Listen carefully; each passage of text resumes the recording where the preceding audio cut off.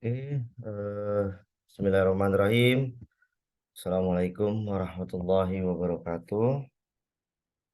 Waalaikumsalam warahmatullahi wabarakatuh.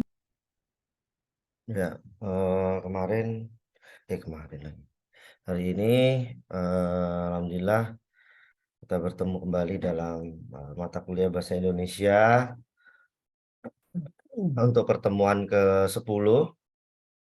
Tadi sudah dibuka dengan doa dan tadarus Quran surat At-Tin ya. Oke, sore hari ini materinya adalah terkait dengan tema, topik, dan judul ya dalam penulisan karangan ilmiah begitu ya. Jadi nanti silakan untuk presensinya, teman-teman sudah bisa presensi di lensa seperti biasa. Kemudian untuk materi hari ini sebenarnya saya tidak ada materi yang saya siapkan karena ini kan sifatnya penentuan topik, tema, dan judul ya. Di dalam ini masih hubungannya dengan pertemuan yang lalu, yaitu pertemuan kuliah pakar yang kemarin, bahwa tema itu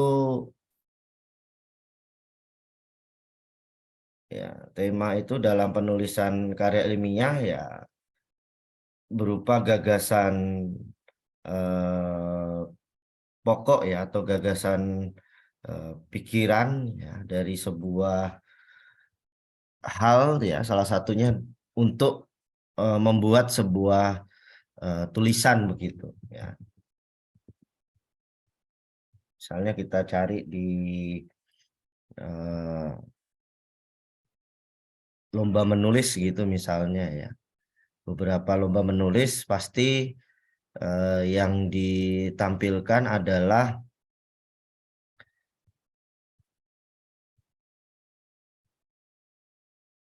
tema ya, yang ditampilkan adalah tema begitu ya. Jadi mempersembahkan misalnya ini apa ini ada temanya enggak?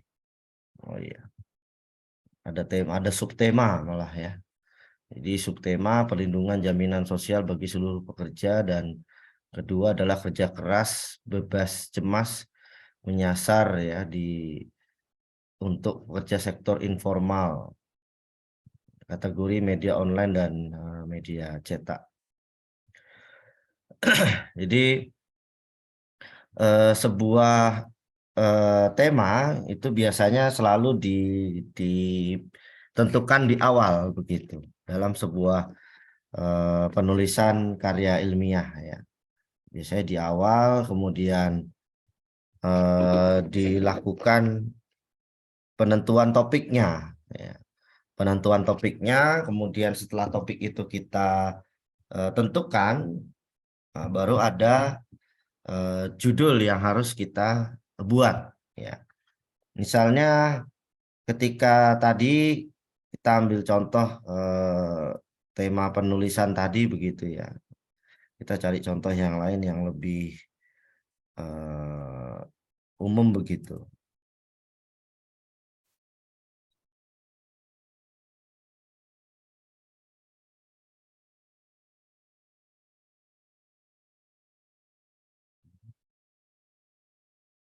Ini ada lomba blog dan artikel jurnalistik begitu.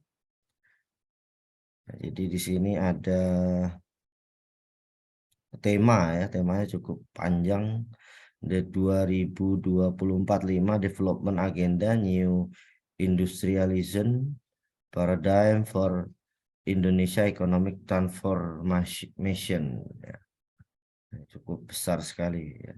Nah, subtemanya mungkin topik begitu ya. Reformasi ekonomi Indonesia, industri digital Indonesia, dan ekosistem industri kedirgantaraan. Ya. Kemudian di sini ada ini lomba video inovasi ya. Kalau lomba tema menulis itu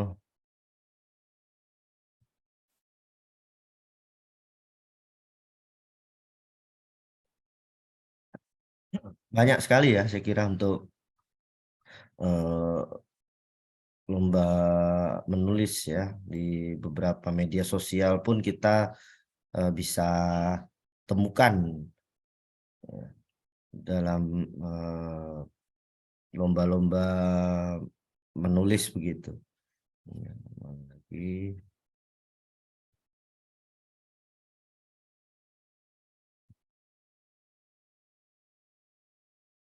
Puisi, cerpen, desain, sana ini deh.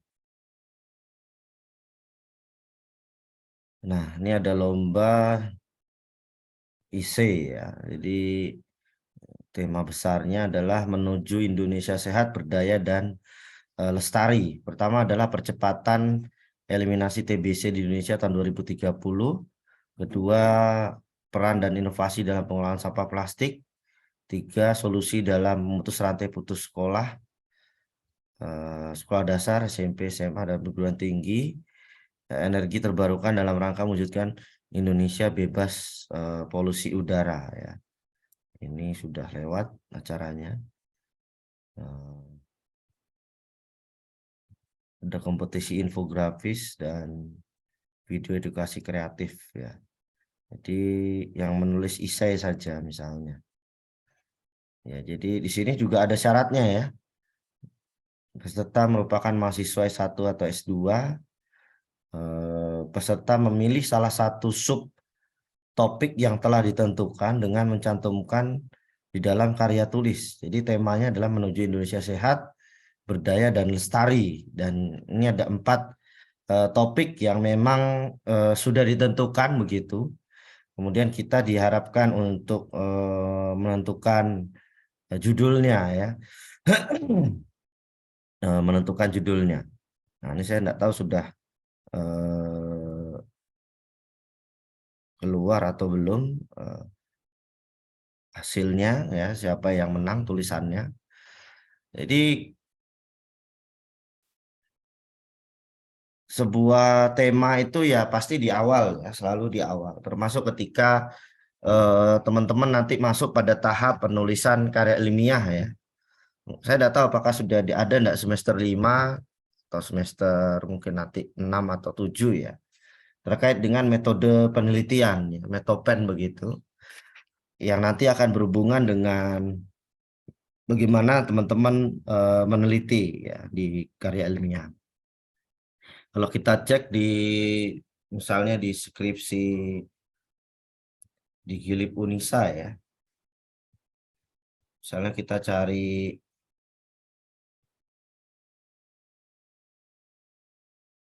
kebidanan mana ya? Ya.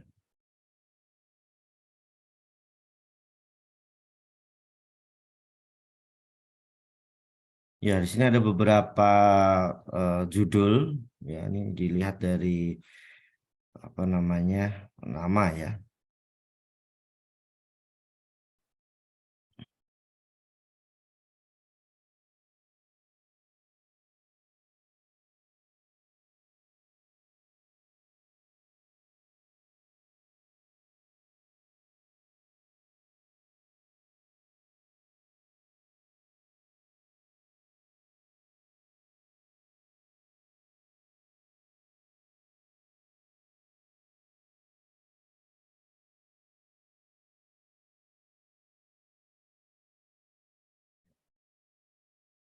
Ini ada naskah publikasi ya, yang hubungannya sebelum ini dari skripsi. Judulnya faktor-faktor yang berhubungan dengan kejadian gizi lebih pada balita usia 12 sampai 59 bulan di wilayah kerja Puskesmas Ngampilan, Kota Jogja. Ya. Jadi kalau di sini kita bisa ambil mungkin temanya gizi lah ya, temanya gizi. Nah, kemudian gizi balita gitu kali ya. Ya, terus kemudian dicari apa sih yang berhubungan dengan gizi balita itu. Nah, saya kira di Unisa itu pasti banyak sekali yang skripsinya isinya faktor-faktor gitu. Ya, faktor atau coba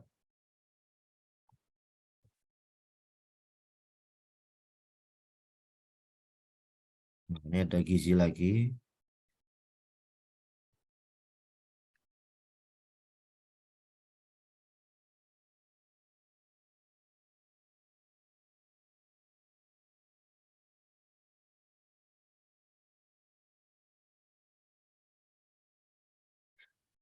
Jadi dengan tema gizi balita begitu, ini kan luas ya konteksnya. Ini mau dimulai dari usia, misalnya oke mau sama begitu, 12 sampai 59 bulan begitu ya.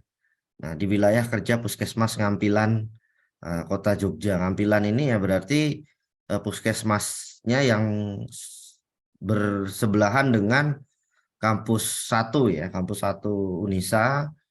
Ya, mungkin bisa saja dicari faktor-faktor yang berhubungan dengan kejadian gizi lebih pada balita usia 12 sampai 59 bulan di wilayah kerja Puskesmas Gamping misalnya, yang dekat Kabupaten Sleman gitu ya. Gamping 1 atau Gamping 2 yang dekat dengan kampus Unisa misalnya. Atau Puskesmas Melati ya, Kabupaten Sleman, itu saya kira juga bisa. Dan ini kan harus melakukan sebuah survei dan wawancara ya, atau memberikan sebuah kuesioner terhadap ibu-ibu yang kemudian datang ke puskesmas membawa balita usia 12 sampai 59 bulan, atau bisa jadi ini hanya wawancara dengan perawat atau bidan yang ada di puskesmas. Kan mereka punya data ya, rekam medis yang kemudian kita bisa analisis apa saja sih yang terjadi, apa saja sih kejadian gizi yang terjadi pada balita-balita di wilayah Ngampilan begitu. Bahkan mungkin bisa saja data ini di-compare, misalnya dibuat dengan data gizi lebih balita ya usia 12 sampai 59 bulan antar puskesmas gitu misalnya ya. Puskesmas Ngampilan, Puskesmas Wirobrajan, mungkin Puskesmas Mergangsan ya, Gamping atau Garejo dan lain sebagainya begitu ya.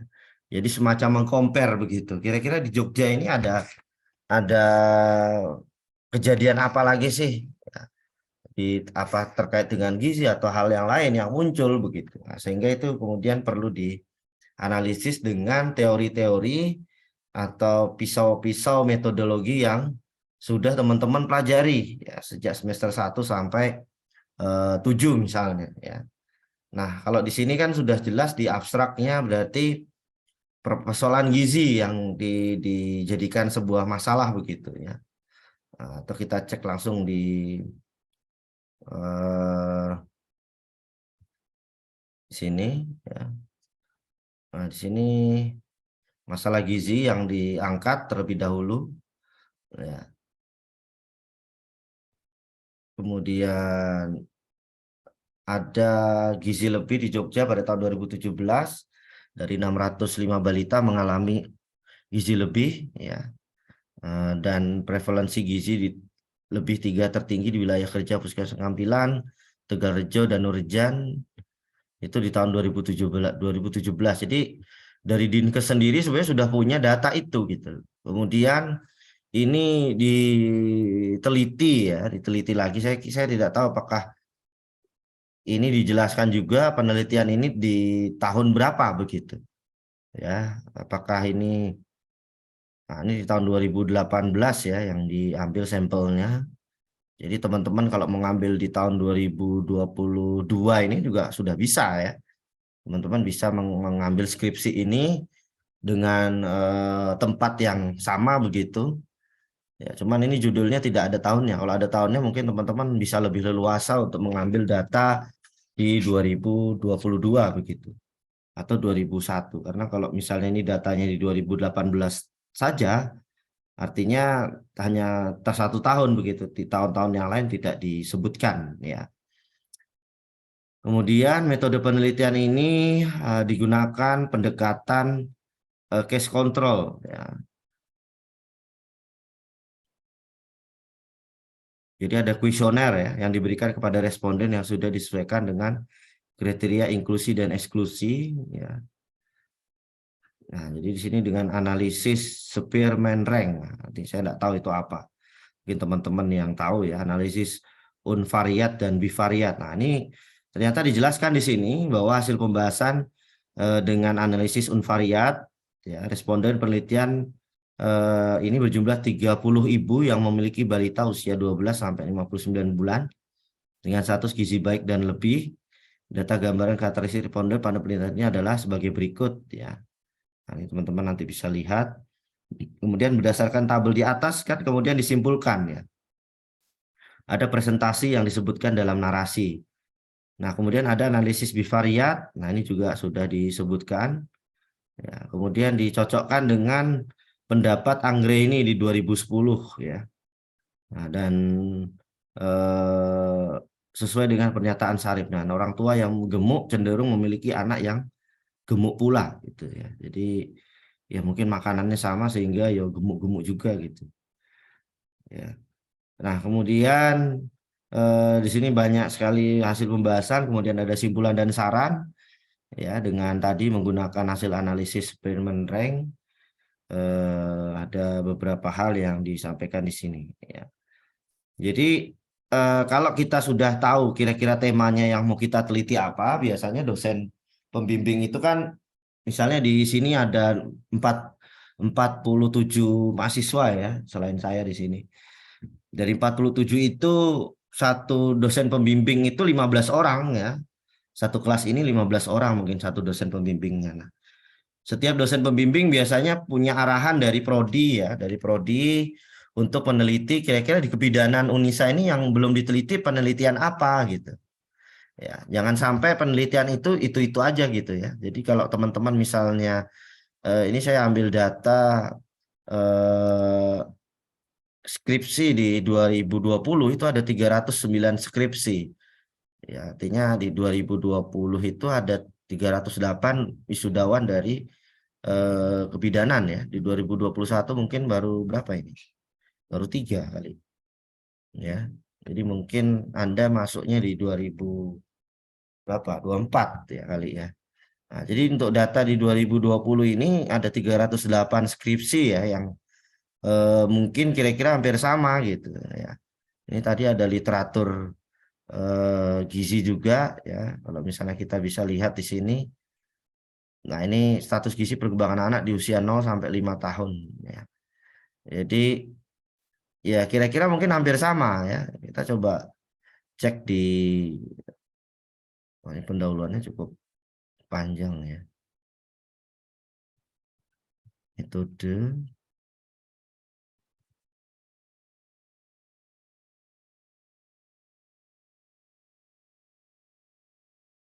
metodenya banyak sekali ya.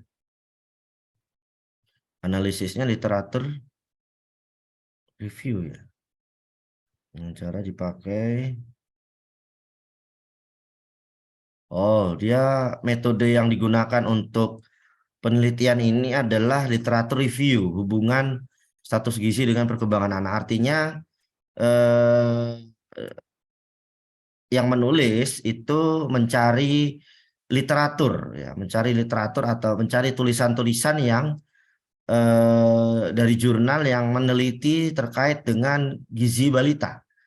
Nah, di sini teman-teman bisa lihat ada jurnal 1, jurnal 2, jurnal 3, 4, 5, 6, 9, 10. Ternyata ada 10 jurnal yang digunakan untuk mengcompare tadi ya, mengcompare beberapa data terkait dengan status gizi ya, hubungan status gizi dengan perkembangan anak di usia 0 sampai 5 tahun ya.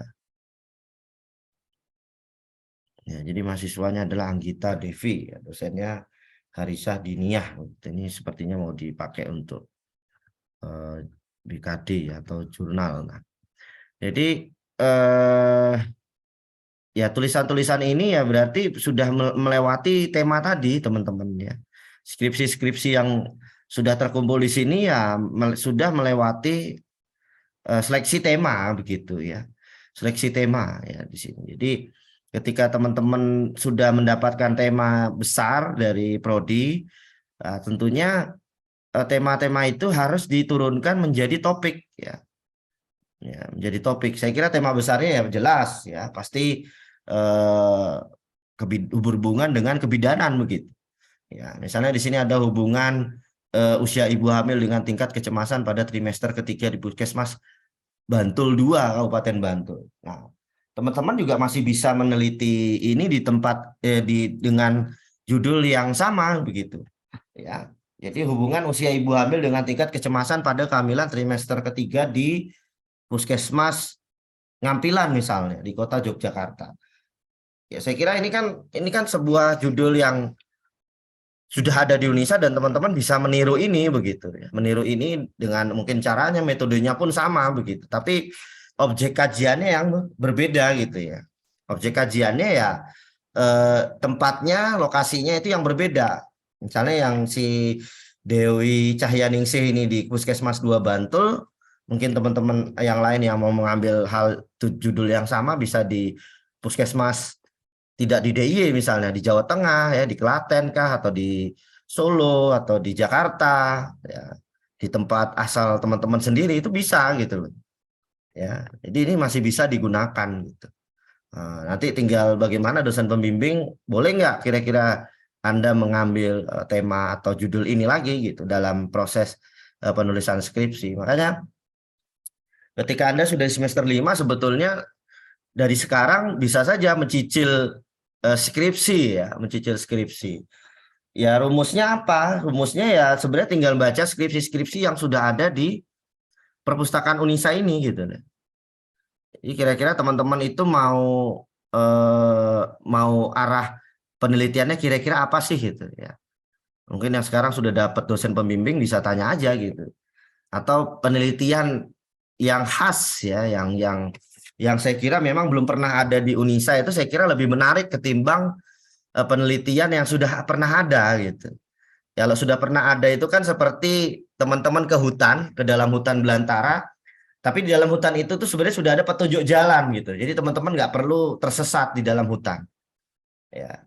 Tapi kalau teman-teman memulai hal yang baru, artinya memulai dengan judul yang memang belum pernah ada ditulis di Unisa ya, itu seperti Anda membelah hutan, Anda memasang petunjuk jalan sendiri, Anda mencari tujuan sendiri, Anda membawa pisau sendiri, membawa bahan makanan sendiri untuk bertahan sampai bisa keluar kembali gitu dari hutan itu.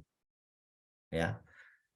Jadi seperti itu ya rumitnya gitu. Tapi kalau sudah punya ada skripsi yang sudah ada dan kemudian teman-teman hanya ingin mencontoh gitu, tapi dengan objek kajian yang berbeda atau objek tempat yang berbeda itu tidak ada masalah gitu. Nanti tinggal dikonsultasikan dengan dosen pembimbing dan itu juga bisa memangkas waktu kita untuk kuliah terlalu lama gitu. Jadi itu bisa cepat selesai gitu ya. Kalau misalnya penelitian tidak harus berbasis survei atau apa wawancara dengan yang lain. Kalau tadi berbasis mana tadi literatur tadi ya literatur review saya kira mungkin ini lebih mudah ya karena hanya membaca jurnal. Ya, Anda cukup duduk di tempat ya tinggal membaca mereview jurnal-jurnal yang sudah mengangkat tulisan-tulisan terkait dengan gizi dan lain sebagainya begitu. Tapi kalau misalnya teman-teman harus melakukan sebuah apa tadi menggunakan kuesioner ya seperti ini, nah itu teman-teman harus turun ke lapangan begitu, bertemu dengan 30 ibu-ibu yang mungkin sedang punya balita atau ibu-ibu hamil gitu kan. Belum tentu satu hari di KIA di poli KIA-nya di puskesmas itu ada pasien ya, ada pasien yang kontrol atau periksa ya pada saat itu. Nah, jadi ada tema ya, tema awal itu biasanya ditentukan oleh dosen pembimbing ya. Tapi teman-teman bisa menentukan sendiri sebetulnya. Namun daripada kerja 2 kali, lebih baik memang harus bertanya dahulu tema yang ingin diangkat oleh dosen pembimbing itu Biasanya apa? Biasanya satu dosen pembimbing itu misalnya, 10 mahasiswa saya yang saya bimbing, penelitiannya harus berhubungan dengan tema ini. Nggak boleh di luar dari tema ini. Misalnya dulu di zaman saya waktu tesis, itu salah satu dosen yang sekarang jadi wakil rektor ya, wakil rektor 1 di UGM, itu beliau itu fokus pada materi feminisme ya, feminisme di dalam sastra ya, dalam sastra, khusus sastraan. Jadi ketika seorang mahasiswa itu, waktu itu kan mahasiswa yang milih ya, kalau nggak salah ya, di zaman saya tesis itu mahasiswa yang milih, bukan bukan prodi yang memilihkan dosen pembimbingnya, tapi mahasiswa yang memilih siap mau dibimbing oleh dosen siapa. Ketika mahasiswa itu memilih misalnya dengan dosen tersebut, dengan ibu itu, Ibu Wening namanya, wakil rektor 1 UGM, ya otomatis dia harus mengikuti arahan dari dosen pembimbing. Kalau dengan beliau kan feminisme ya. Malah ternyata dengan dosen tersebut, itu tesis teman-teman saya itu selesainya cepat semua.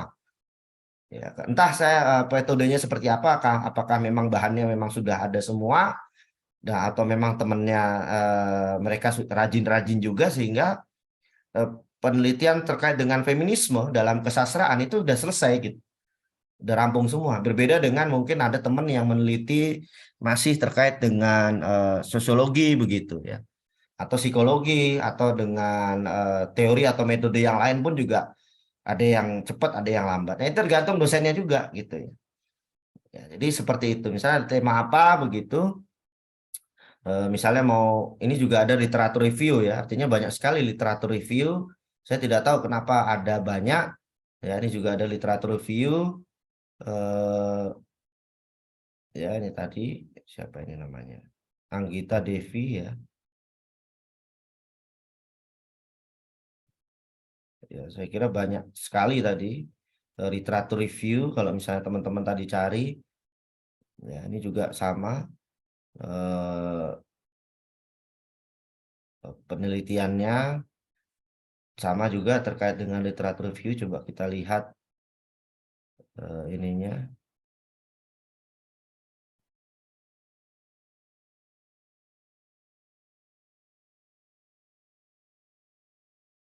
Metodenya, aku nggak ada metodenya. Oh, ini. Ya, ini jadi penelitian ini menggunakan jenis penelitian kepustakaan atau library research yang berkenaan dengan metode pengumpulan daftar pustaka atau penelitian yang objeknya digali dari beragam informasi kepustakaan, buku, ensiklopedik, jurnal ilmiah, koran, majalah, dan dokumen. Nah, jadi 3 tahapan, tahap perencanaan dari studi pustaka sampai revisi, tahap pelaksanaan mencari contoh literature review, dan melakukan review terhadap 10 jurnal, dan tahap akhir memastikan kembali tidak ada kesalahan dari penulisan dan pengumpulan hasil tim skripsi. Ya, jadi ini ya mudah saja gitu. Jadi cari literatur review tentang gambaran tingkat pengetahuan ibu hamil terkait dengan pemanfaatan buku KIA misalnya. Ya. Nah, jadi seperti itu. Ya, jadi kalau sudah misalnya literatur review ya berarti temanya mungkin bisa dicari terkait dengan ibu hamil, tadi literatur review terkait dengan gizi ya, gizi balita misalnya. Nah, berarti banyak sekali begitu. Dan kalau misalnya bicara gambaran tingkat pengetahuan, nah tentang apa? Nah, tentang ini kan bisa macam-macam.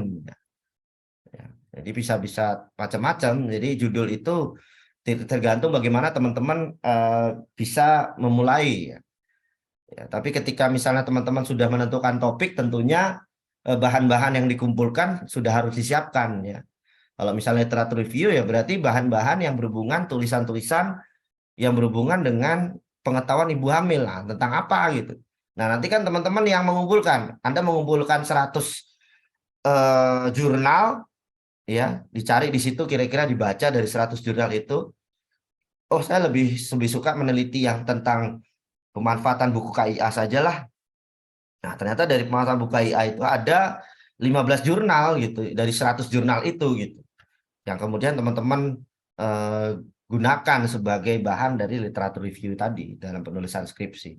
Nah, sisanya yang 85 jurnal tadi yang teman-teman tidak gunakan, itu kan bisa dikasih ke teman yang lain gitu ya.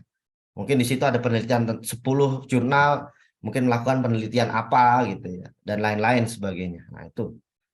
Nah, jadi saya kira itu cukup mudah ya. Artinya kalau teman-teman bisa mulai dari sekarang, sebetulnya ya dengan cara banyak membaca ya, membaca skripsi, membaca artikel, sehingga nanti punya wawasan, punya gambaran kira-kira skripsi saya mau menulis apa begitu. Ya, mau menulis apa ya. Jadi nanti kalau sudah tahu, nanti kalau sudah punya dosen pembimbing ya, bisa dikonsultasikan lebih lanjut. Nanti kira-kira muncul topiknya apa nanti dan usulan judul dari teman-teman apa. Nanti kan dosen pembimbing juga akan mengoreksi judul yang teman-teman ajukan ini sudah oke atau belum gitu. Ya, nanti kalau sudah judulnya sudah oke, nah baru nanti dibikin, biasanya secara administratif dibikinkan SK ya, SK judul gitu ya. Nah, bahwa teman-teman sedang proses menulis dengan judul ini, sehingga nanti kenapa harus ada SK-nya? Ada penetapannya, takutnya ada mahasiswa lain yang juga akan meneliti yang sama gitu loh. Sehingga dosen pembimbing atau pihak prodi itu sudah mengantisipasi sejak awal gitu. Jangan sampai ada judul tulisan yang tiba-tiba sama ya. Ya, misalnya tiba-tiba sama, jangan sampai seperti itu. Nah, itu yang penting secara administratif, sehingga tidak ada judul yang sama begitu. Apalagi tiba-tiba ada judul yang sama karena mungkin ada teman yang nulisnya bareng gitu ya. Ada yang agak, misalnya dia jahat begitu, tiba-tiba judul skripsinya diambil, bahannya diambil, terus dia ngajukan ujian, dia pakai gitu. Gara-gara temennya nggak pernah aktif, tiba-tiba temennya mau aktif untuk tes apa skripsi, ternyata judul itu udah kepakai gitu. Ya, akhirnya nggak bisa dong dia pakai untuk skripsi ya, karena judulnya udah dipakai temennya gitu. Karena temennya mungkin agak jahat gitu. Saya pernah ada kasus kayak gitu di waktu itu di kampus saya ya, zaman di Fakultas Hukum waktu itu. Jadi karena dia ini mungkin mahasiswa yang cukup lawas begitu ya, cukup lama, ada kawannya, karena zaman dulu kan mungkin orang tidak punya komputer, laptop tidak seperti sekarang ya. Hampir setiap mahasiswa punya laptop. Kalau dulu kan orang mainnya ke bukan warnet, tempat pengetikan begitu, kira-kira begitu. Tempat pengetikan, di situ ada komputer, kemudian dia ngetik di situ bareng dengan temannya mungkin ya. Nah, karena temannya tahu dia naruh skripsinya di situ gitu ya, bab 1 sampai bab 5-nya gitu misalnya. Nah, karena mungkin si teman ini orangnya nggak cuekan dan nggak pernah meriksa lagi skripsinya, nah sama temannya diambil itu skripsinya, diajukan ke dosen pembimbing. Nah, dosennya kan nggak ngerti kalau itu sudah dipakai oleh temennya gitu. Diajukan, diujiankan. Nah, ketika temennya mau ujian skripsi, mau mengajukan untuk dijadikan skripsi, ternyata judulnya udah kepakai gitu. Nah, akhirnya ternyata oleh temannya sendiri gitu. Ya, jadi akhirnya dia putus bukan putus hubungan, berhenti gitu kuliahnya. Ya, akhirnya kuliah lagi, ngulang dari awal hukum. Jadi karena itu dia pertama itu perdata kalau nggak salah, kedua pidana ya, pidana, sehingga dia penelitiannya juga agak sulit ya. Mungkin dia penelitiannya katanya sampai harus masuk penjara gitu. Penelitiannya di dalam penjara, penelitiannya mungkin terhadap napi-napi begitu. Jadi dia nyamar jadi jadi warga lapas gitu. Kemudian dia melakukan penelitian, wawancara di dalam penjara, kemudian itu diteliti. Itu ada yang seperti itu loh penelitiannya. Di hukum itu masih ada yang seperti itu. Bahkan sekarang ini lagi viral yang ternyata wartawan TVRI ya di Blora sana, tiba-tiba kemarin dilantik jadi Kapolsek Radenan ya. Jadi ini lucu sekali. Jangan-jangan mahasiswa Unisa ada yang intel, jangan-jangan tiba-tiba lulus wisuda Unisa ternyata polisi ya, nggak tahu kita kan. Nah, jadi itu seperti itu teman-teman terkait dengan penentuan topik, tema, dan judul. Nah, untuk di pertemuan hari ini, mulai dari pertemuan hari ini saya akan memberikan tugas akhir, yang tugas akhir ini teman-teman nanti gunakan untuk ya tadi tugas project based learning. Kalau teman-teman bisa melihat RPS ya, RPS yang sudah saya unggah di Lensa. Di situ kan ada apa namanya RPS ya, ada Project Based Learning yang saya sudah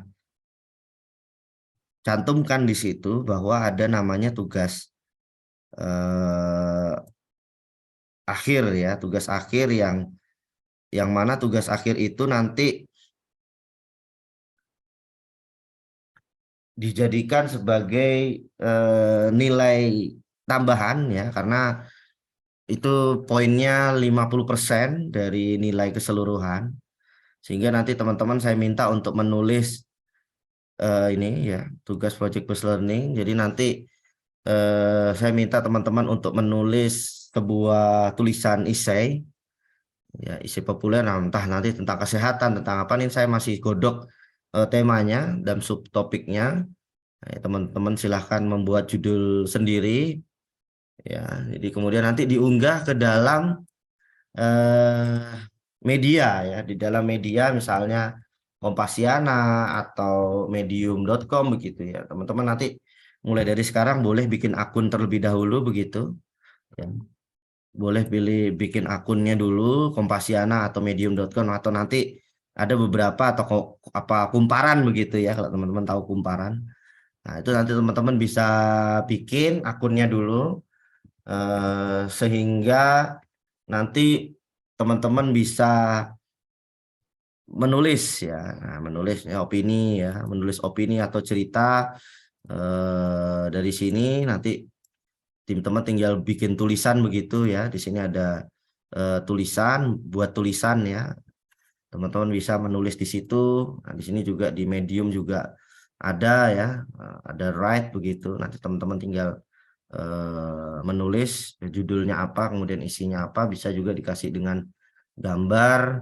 Kemudian di sini juga teman-teman bisa mulai menulis ya, mulai menulis. Nanti judul artikelnya apa begitu ya. Sini nanti tinggal pilih kategorinya. Nanti saya bisa ya bebas kategorinya, mau sosial budaya atau kesehatan ya, nanti bisa dicari di sini ada atau tidak begitu ya. Dan judulnya terus isinya nanti di sini. Nah, baru kalau sudah selesai ditulis tayang. Nah, teman-teman sebenarnya bisa, kalau misalnya kalau dari tulisan ini kan adalah tulisan-tulisan yang sifatnya ilmiah ya, karya ilmiah populer misalnya. Mungkin teman-teman mau nulis terkait dengan misalnya judulnya begini. Manfaat buku KIA yang belum ibu hamil ketahui. Nah, misalnya. Nah, judulnya kayak gitu. Jadi apa sih manfaat buku KIA bagi ibu hamil? Nah, judulnya gitu, atau judulnya misalnya ini 5 manfaat ibu hamil 5 manfaat buku KIA bagi ibu hamil misalnya. Nah, jadi judulnya seperti itu. Nah, nanti teman-teman ya bikin aja, oh, buku KIA adalah bla bla bla, hamil di mana hamil apa dan segala macam ya, terkait dengan kebidanan lah ya. Nah, buku KIA itu gimana sih cara dapetinnya? Isinya apa saja dan lain sebagainya. Itu teman-teman tulis dengan bahasa teman-teman sendiri ya, dalam arti tidak mengurangi ejaan dan lain sebagainya. Itu tetap harus digunakan gitu, ejaan, kalimat efektif, paragraf dan segala macamnya tetap harus digunakan. Tapi artinya informasi itu memberitahu kepada orang lain bahwa tulisan yang Anda tulis itu bisa dibaca oleh orang umum gitu. Ada mana? Ya, bisa dibaca oleh orang umum, tidak hanya orang yang berhubungan dengan kebidanan, tapi orang umum juga bisa baca. Teman-teman kan kalau saya baca ini kan saya tidak ngerti, karena ini kan konteksnya dari ilmu kebidanan, yang ngerti kan hanya Anda sendiri gitu. Nah, kalau saya ketika teman-teman menulis misalnya ini 5 manfaat buku KIA bagi ibu hamil, nah itu berarti saya pasti bisa baca gitu ya, saya bisa baca gitu, saya bisa dengan tulisan yang telah dibuat itu, saya bisa kasih tahu orang lain, saya bisa share ke orang lain, ini loh 5 manfaat dari buku KIA yang penting buat ibu hamil. Jadi seperti itu kira-kira. Nanti tulisannya yang saya inginkan nanti tulisan-tulisan yang seperti itu kurang lebih begitu ya. Atau teman-teman misalnya mau mengomentari terkait dengan masalah kebidanan, ibu hamil dan segala macamnya itu juga bisa gitu penulisannya terkait dengan itu.